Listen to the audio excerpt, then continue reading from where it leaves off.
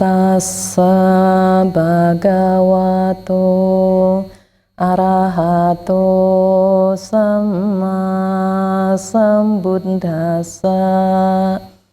Namo tassa bhagavato arahato samma sambuddhassa. Namo tassa bhagavato arahato samma sambuddhassa. Ya, selamat malam para upasaka dan upasika. Perjumpaan kita kali ini atas prakarsa dari pengurus Wihara Dharma Jaya Tua Sebio di Jakarta, dengan topik pembicaraan yang telah dipilih, karakteristik orang bodoh dan orang bijaksana. Jadi mari kita tengok nanti karakteristik orang bodoh atau orang dungu ini ada atau tidak di kita, dan kemudian karakteristik orang bijaksana ada atau tidak di dalam diri kita. Nah, sebelum itu mari kita menyimak mengenai penjelasan tentang orang yang membawa bahaya, membawa bencana, membawa malapetaka di dalam hidupnya. Dan itu tertulis di dalam Anguttara Nikaya kelompok 3 bagian ke-1. Di sana Buddha menjelaskan bahwa bahaya apapun yang muncul, semua muncul dari si dungu, bukan dari orang bijaksana. Jadi ingat ya, Buddha mengingatkan kita, bahaya apapun yang muncul, semua muncul dari si dungu, bukan dari orang bijaksana. Jadi kalau ketika kita menghadapi bahaya, kita tahu ini akibat dari kedunguan kita, bukan dari kebijaksanaan kita. Kalau kebijaksanaan tentu tidak menimbulkan bahaya. Ya. Yang kedua, bencana apapun yang muncul, semua muncul dari si dungu, bukan dari orang bijaksana. Jadi bahaya muncul dari si dungu, bencana juga muncul dari si dungu. Kalau kita menghadapi bencana, berarti itu akibat dari perbuatan kita yang dungu, akibat dari perbuatan kita yang bodoh, bukan dari kebijaksanaan. Ya. Yang ketiga, kemalangan apapun yang muncul, semua muncul dari si dungu, bukan dari orang bijaksana. Jadi para upasaka dan upasika sekalian, kita harus paham di mana bahaya, bencana, kemalangan ketika kita menghadapinya, ketika bahaya, bencana, kemalangan hadir dalam perjalanan hidup kita, kita harus paham betul bahwa ini akibat perbuatan kita yang dungu, akibat perbuatan kita yang bodoh. Kalau kita tidak mau menyongsong bahaya, menyongsong bencana, menyongsong kemalangan, mari kita bangun kebijaksanaan di dalam batin kita. Karena orang-orang dungu atau perilaku-perilaku dungu selalu membawa bahaya, selalu membawa bencana, dan selalu membawa kemalangan. Kita harus paham itu.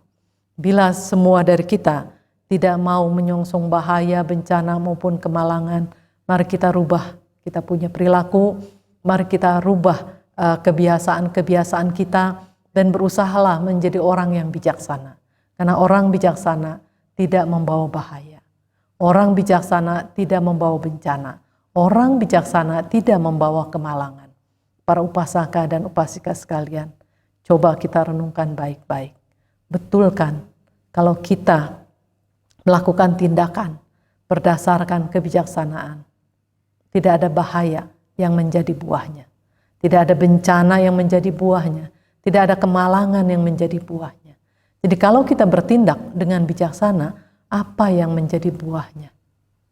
Keamanan, kesejahteraan, keselamatan, berkah yang akan menjadi buahnya.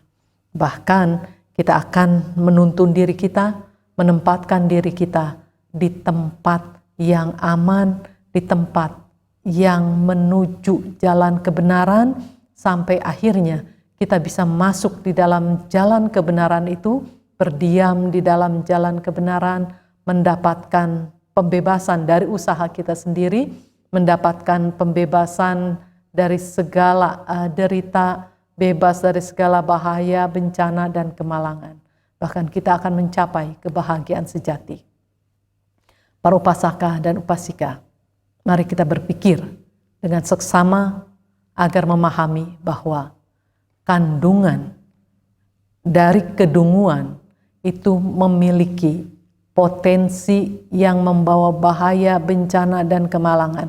Jadi kita harus ingat baik-baik, kalau kita membiarkan kedunguan atau mengembangkan sifat-sifat dungu atau karakter dungu di dalam batin ini, itu artinya kita mengembangkan potensi yang kita tidak mau. Kita tidak mau mendapatkan bahaya, kita tidak mau mendapatkan bencana, kita tidak mau mendapatkan kemalangan. Kalau memang kita tidak mau, ayo kita keluar dari kedunguan.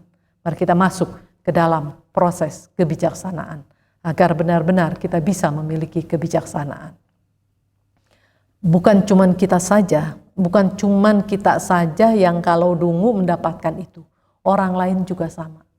Kedunguan orang lain juga berpotensi buruk bagi dirinya masing-masing. Kedunguan kita berpotensi buruk bagi kita. Kedunguan orang lain berpotensi buruk bagi orang lain. Sedangkan kita berinteraksi. Kita masih memiliki kedunguan. Orang lain juga memiliki kedunguan. Sama-sama berinteraksi dan kemudian ini bisa terjadi konflik. Jadi para upasaka dan upasika sekalian, berusaha dengan sebaik-baiknya agar perilaku-perilaku yang dungu, perilaku-perilaku yang bodoh ini tidak kerap dilakukan. Bahkan kita berusaha mengurangi perilaku-perilaku yang seperti itu, kalau bisa mengikisnya sampai habis. Itu tugas kita, supaya kita di dalam perjalanan hidup ini tidak dibayangi dengan bahaya, bencana, dan kemalangan. Nah, para upasaka dan upasika sekalian, mengenai bahaya, bencana, dan kemalangan, kalau saja itu terus berpotensi di dalam batin ini, terus itu bergerak, itu akan membahayakan bagi diri sendiri dan lingkungan pun akan kena imbasnya.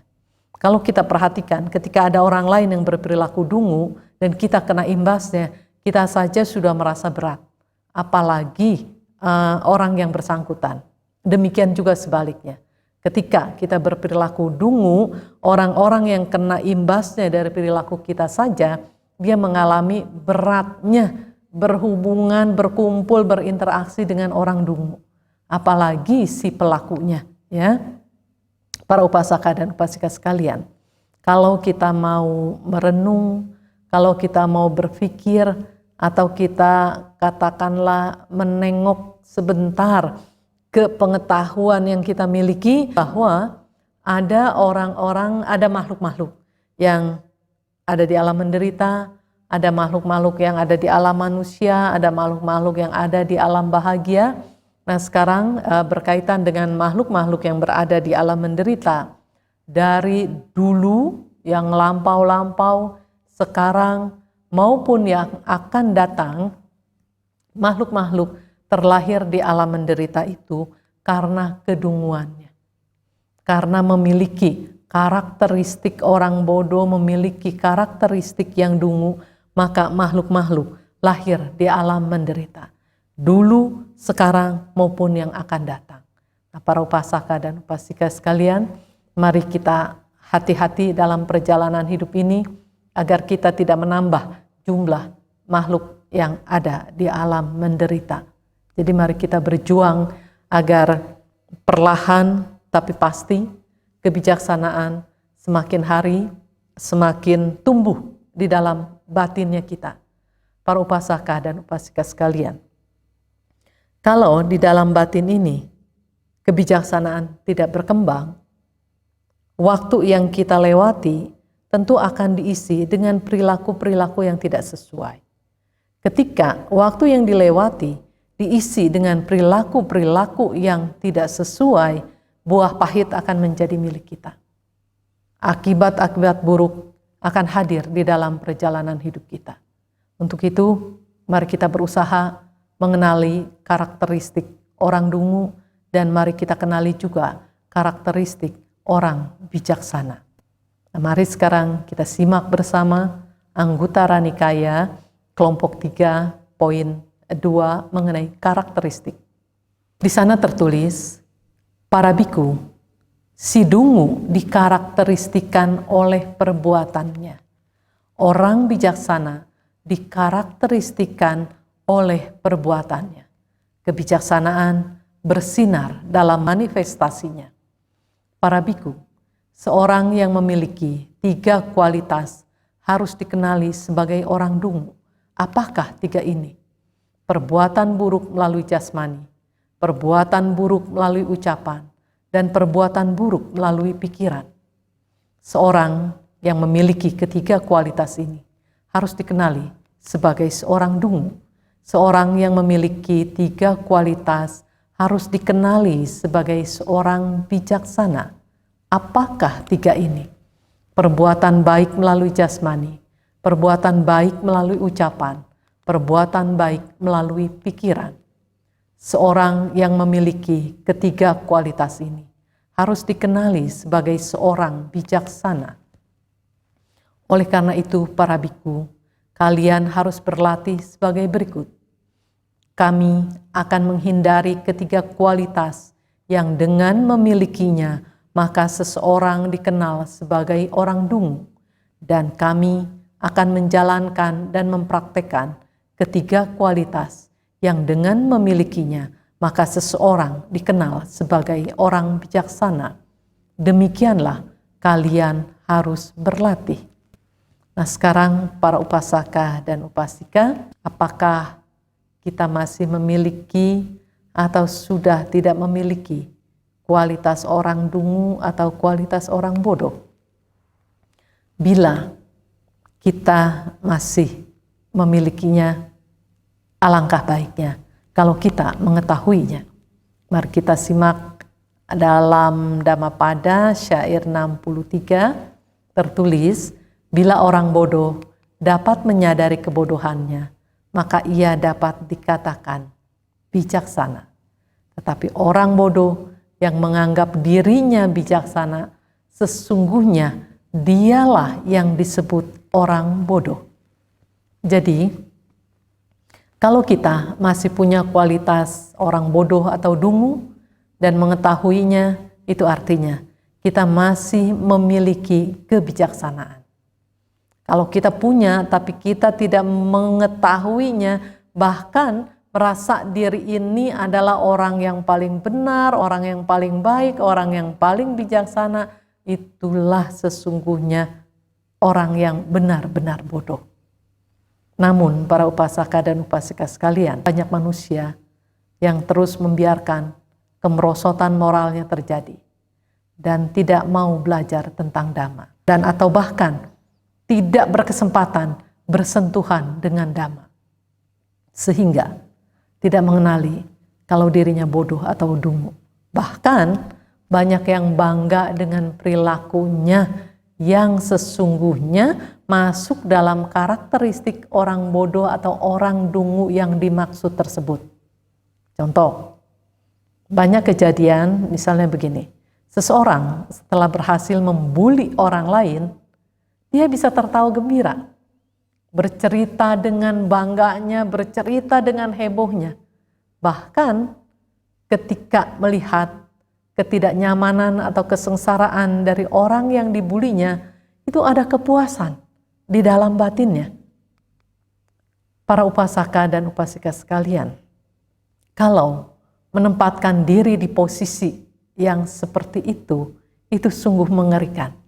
Nah, di dalam Dhammapada syair 71 tertulis bahwa suatu perbuatan jahat yang telah dilakukan tidak langsung menghasilkan buah, seperti air susu yang tidak langsung menjadi dadi.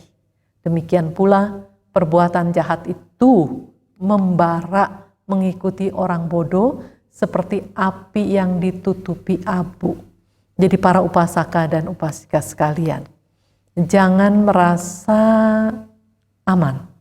Jangan merasa bangga karena memiliki kepintaran. Karena orang pintar dan orang bijaksana itu beda. Banyak orang yang kalau merasa pintar itu bangga. Pintar itu bisa bahaya kalau dia bekerja samanya dengan sifat-sifat jahat. Kalau orang pintar bekerja samanya dengan kebijaksanaan, itu baru selamat, itu baru aman, itu baru tenang. Memiliki kepintaran yang bekerja sama dengan kebijaksanaan, tenanglah. Perjalanan hidup ini udah boleh dibilang, udah mulai masuk mengarah ke daerah aman. Tapi kalau kepintaran ini bekerja sama dengan sifat-sifat yang buruk, buah pahit akan menjadi miliknya. Seperti tadi di dalam Dhammapada yang ayat 71, perbuatan yang telah dilakukan itu baru dilakukan, dia nggak langsung menghasilkan buahnya. Tapi perbuatan jahat itu begitu dilakukan itu akan menjadi milik si pelakunya, dibawa-bawa terus dan mengikuti terus. Dan kemudian perbuatan jahat ini sifatnya seperti bara gitu. Bara yang membara. Coba bayangkan perbuatan jahat atau perbuatan buruk yang dilakukan itu membara, dibawa-bawa terus, mengikuti terus dan jadi milik si pelakunya. Kita harus tahu, suatu saat nanti bara yang sepertinya ditutupi abu ini tentu akan memunculkan api yang berkobar. Jadi para upasaka dan upasika sekalian, sangat disayangkan bila kita mengabaikan kesalahan-kesalahan kita, mengabaikan perilaku-perilaku buruk kita, karena berpikir nggak ada yang tahu, atau berpikir perilaku ini kecil, perilaku ini sedikit. Kita diingatkan jangan mengabaikan kesalahan walaupun kecil, karena itu akan berpotensi menjadi besar. Dan itu akan berpotensi membawa bahaya, membawa bencana, dan membawa kemalangan dalam perjalanan hidup ini. Nah, para upasaka dan upasika sekalian, mari kita belajar mencintai diri kita dengan cara yang benar.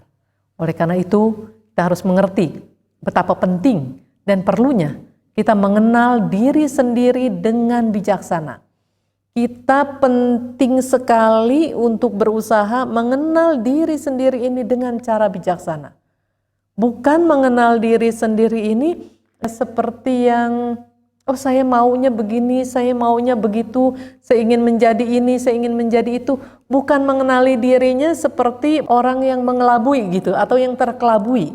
Harus mengenal dirinya sendiri dengan cara yang bijaksana. Agar apa? Agar kita mampu menghindari perilaku dungu kita, agar kita mampu menghindari perilaku buruk kita. Bahkan kita bisa memiliki perilaku yang bijaksana. Untuk itu para upasaka dan upasika sekalian, kita harus berusaha agar kita memiliki cara dan kita mengetahui cara bagaimana kita bisa mengenal diri kita sendiri. Bagaimana kita bisa menyelam ke dalam batin kita sendiri. Kalau kita tidak memiliki caranya, kita tidak mengetahui caranya untuk masuk melihat ke dalam batin, untuk menyelam ke dalam batin kita sendiri, itu kita seperti makhluk yang muncul ke permukaan dalam arti ya melihat kehidupan seperti apa, tetapi tidak dilihat dengan cara yang bijaksana, kemudian masuk lagi di dalam kegelapan. Para upasaka dan upasika sekalian, walaupun kita berasa sulit untuk masuk ke dalam batin, sulit untuk menembus ke dalam batin, itu sangat penting untuk kita perjuangkan dan kita harus mencari tahu. Kalau ada orang lain yang bisa, belajar darinya. Mengapa Anda bisa? Bagaimana caranya bisa masuk dan melihat ke dalam batin? Kalau misalnya dari penjelasannya itu kita belum paham, terus berusaha untuk mencari tahu lagi, berusaha untuk memahami dan memahami. Karena ini poin penting dalam perjalanan hidup kita. Para upasaka dan upasika sekalian. Seperti tadi di dalam Anguttara Nikaya, kelompok 3.2, si dungu dikarakteristikan oleh perbuatannya. Jadi seseorang itu wataknya, perangainya, segala sesuatunya terbentuk itu karena perbuatan-perbuatannya. perbuatan-perbuatan ini dari mana gitu? Perbuatan ini bermula dari niatan-niatan yang ada di dalam batin, kemudian dituangkan melalui perilaku, dituangkan melalui perbuatan. Jadi kembali bermula dari niatan-niatan. Nah, munculnya niat-niat ini dari apa gitu?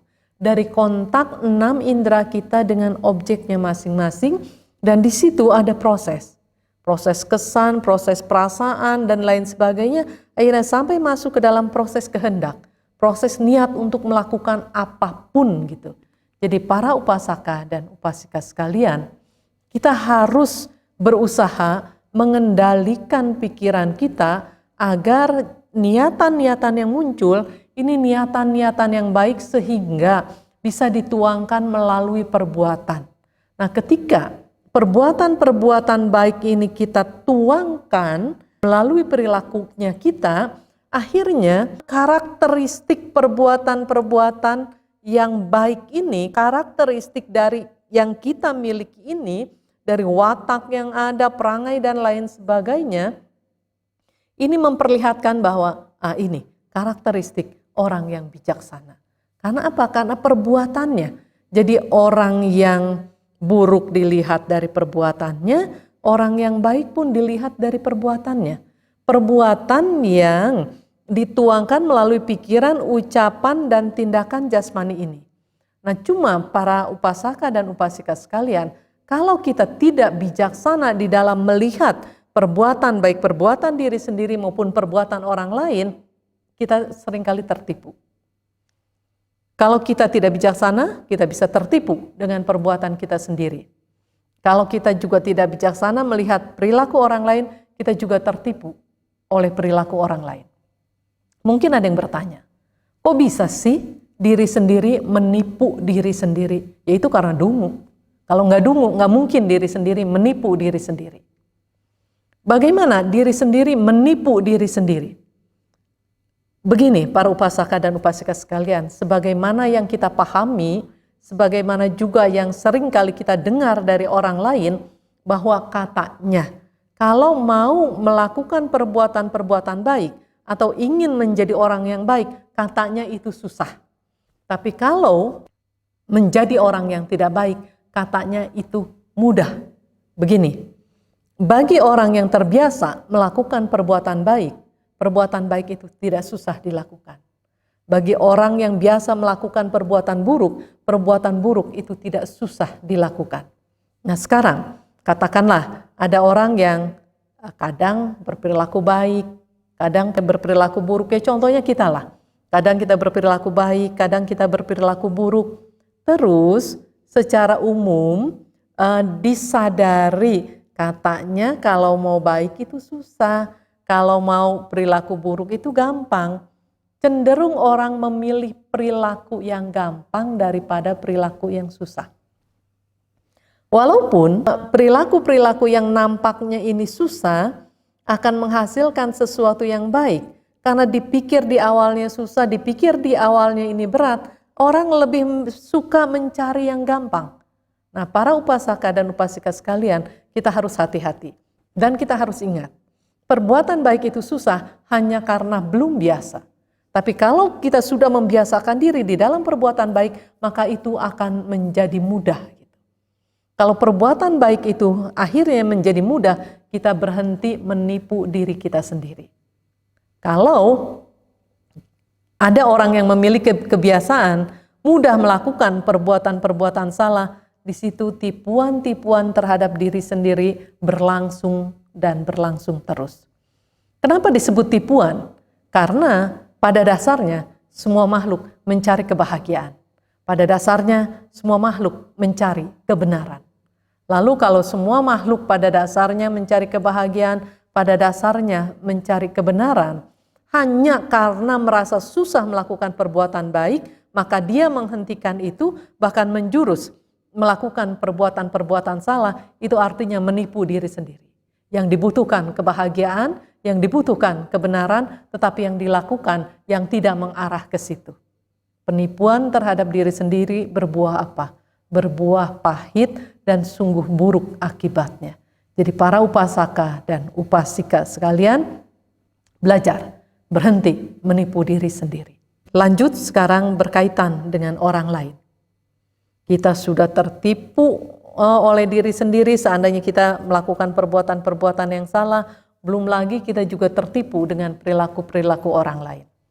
Bagaimana tidak menderita menjalani kehidupan dengan kondisi yang demikian.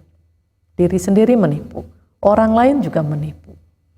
Jadi apa yang harus kita lakukan? Keluar dari kondisi yang seperti itu.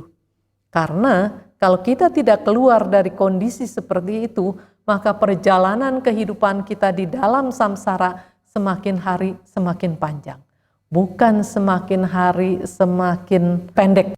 Nah, oleh karena itu, para upasaka dan upasika sekalian, sangat disayangkan kalau kita tidak mau berjuang hanya karena merasakan susah gitu. Ada perilaku-perilaku yang ketika dilakukan susah, ketika dilakukan ada rasa derita gitu.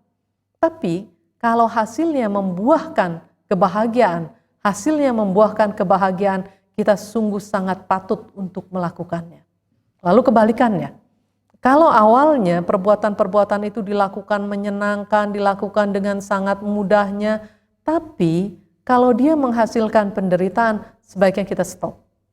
Cintai diri sendiri dengan cara yang benar. Jangan mencintai diri sendiri dengan cara yang salah. Para upasaka dan upasika sekalian, kita kembali mengenai perbuatan. Perbuatan baik, perbuatan buruk, dari dulu sudah kita dengar, dari dulu sudah kita tahu. Tapi apakah kita sampai ngeh gitu? Apakah kita sampai paham kalau perbuatan buruk ini akan berakibat seperti apa? Gitu. Apa cuman, oh ya tahulah baik, tahulah buruk, apa enggak ada sentuhan, ketergugahan pemahaman gitu. Buruk akibatnya sangat mengerikan. Baik akibatnya sangat membahagiakan. Akibatnya sangat penuh berkah. Maksud saya gambaran mengenai perbuatan baik begitu mendengar atau membaca kalimat atau kata perbuatan baik. Nah, ketika ngeh di sana, sampai enggak pemikiran bahwa ini akan membuahkan kebahagiaan. Sehingga muncul minat untuk melakukannya, muncul minat untuk mengejar ke hal-hal yang bermanfaat. Dan kemudian yang sebaliknya, ketika mendengar kata perbuatan buruk, ngeh enggak? Sampai ada ketergugahan pemahaman bahwa ini mengerikan. Perbuatan buruk ini mengerikan. Kalau belum ada ketergugahan perbuatan buruk ini mengerikan, hati-hati. Karena itu akan bisa terus berulang dan berulang lagi, baik melalui jasmani, ucapan maupun pikiran. Jadi para upasaka dan upasika sekalian, kembali sebagaimana yang sering saya ucapkan, bahwa hidup adalah pilihan. Kita bisa memilih menjadi orang yang memiliki kualitas yang buruk, atau kita bisa memilih menjadi orang yang memiliki kualitas yang bijaksana. Dan ingat, kita dianjurkan oleh guru agung kita bahwa kita harus menghindari ketiga kualitas yang dengan memilikinya maka seseorang dikenal sebagai orang dungu. Dan Buddha menganjurkan kita untuk menjalankan dan mempraktekkan ketiga kualitas yang dengan memilikinya maka seseorang dikenal sebagai seorang bijaksana. Jadi para upasaka dan upasika sekalian, pentingnya kita melatih diri, pentingnya kita membina diri. Untuk apa? Untuk keselamatan, untuk kebahagiaan. Dan berjuanglah di dalam hidup yang sesungguhnya sangat singkat ini. Berjuang sungguh-sungguh untuk melepas apa yang patut dilepas. Para upasaka dan upasika sekalian, bagi kita para siswa yang masih harus berlatih, kita harus sadar kekotoran batin demikian banyaknya ada di dalam diri kita. Dan bahkan yang paling mengerikan bila kita tidak mengenali kekotoran batin itu.